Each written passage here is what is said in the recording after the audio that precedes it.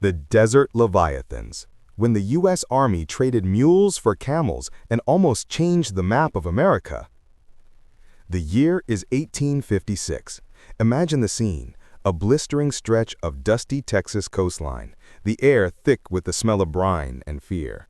But the fear belongs not to the men in U.S. Army blue, but to their horses. For anchored just offshore, swaying gently in the Gulf waves, is a naval vessel that has completed the most peculiar journey in American military history. And as its strange cargo is unloaded, the very ground seems to tremble, not with thunder, but with the bewildered snorts of beasts that should have been a world away. It is a tale so incredible it sounds like fiction, yet every detail is meticulously recorded in the musty ledgers of the War Department. It is the story of how the United States, in its relentless push to conquer the vast arid Southwest, decided to abandon the trusty horse and stubborn mule for a creature of ancient myth, the camel. The man behind this madness was none other than Jefferson Davis, who, before becoming President of the Confederacy, served as the surprisingly visionary U.S. Secretary of War under President Franklin Pierce. The Secretary's vision: taming the great American desert. The problem facing the burgeoning American empire was monumental: logistics. After the Mexican-American War, the nation had swallowed a colossal, unforgiving territory: Texas, New Mexico, Arizona, California. Military forts and burgeoning settlements lay hundreds of miles apart, separated by trackless, waterless expanses that earned the moniker the Great American Desert. The supply lines were a nightmare. Horses and mules were the bloodline of the frontier, yet they were disastrously ill-suited for the deepest desert. They drank prodigiously, required constant forage, and their hooves cracked on the baked earth and jagged rock. A single multi-day desert crossing could wipe out an entire cavalry company's transport animals, stranding soldiers and settlers alike. Jefferson Davis, a veteran of the frontier, saw the solution not in new technology, but in ancient wisdom. He had the desert trials, performance, and prejudice.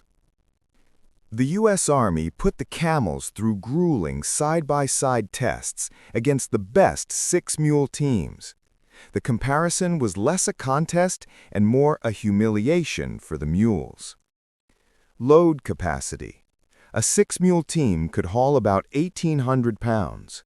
A single camel could comfortably carry 600 to 800 pounds, and in one test, a large dromedary named Hercules hauled an astounding 1,256 pounds, a third more than the entire mule team.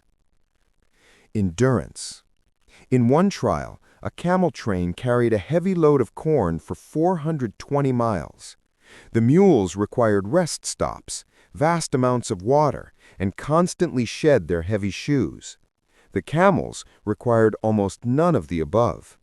They walked on their thick, spongy pads, immune to the rocks. They ate sparse desert brush that the mules wouldn't touch. Most crucially, they could travel for days without a drop of water. Speed. Camels not only carried more, but they were faster and more efficient. They traversed the route in a fraction of the time it took the mule trains. Major Wayne's report was ecstatic. The usefulness of the camels in the interior of the country is no longer a question here in Texas among those who have seen them at work. They carried double the burden of the mule and performed the work with greater ease and safety. High Jolly and the Trailblazer. The most spectacular success of the Camel Corps came during the Great Wagon Road Survey of 1857-1858. The War Department. The tragedy of human politics. Why, then, did the U.S. Army not adopt the camel? The answer lies not with the animals, but with the men, and a storm far greater than any desert blizzard: the American Civil War. The camels had three fatal flaws, none of them their own. The mules and horses hated them. The sight and smell of the camels drove American horses and mules into a frenzy. They would bolt, snap their harnesses, and injure themselves trying to escape the bizarre, lurching specters. This incompatibility was a serious logistic hurdle for men who had to manage mixed trains. The American soldiers hated them. The average U.S. Army private was trained to handle horses and mules. Camels, with their deep guttural bellows, their habit of spitting, and their foreign harnessing and riding styles, were an intimidating novelty.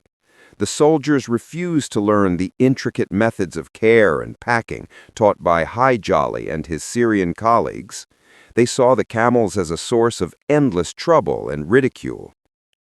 The Civil War. This was the final, insurmountable obstacle. When the Civil War broke out in 1861, the program's greatest advocate, Jefferson Davis, became the president of the enemy Confederacy. The first camel depot at Camp Verde, Texas, was captured by Confederate forces. The Union Army, suddenly scrambling to fight a massive internal war, had no time or inclination for a bizarre experiment in the distant, non-essential Southwest. The camels became a political orphan.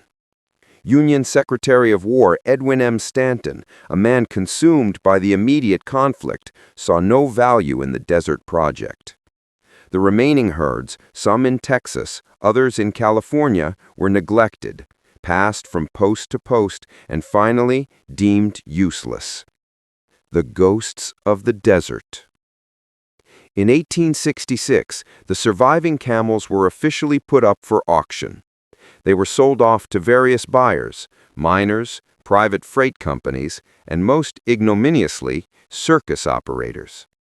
A few enterprising individuals, like Jolly, tried to make a go of private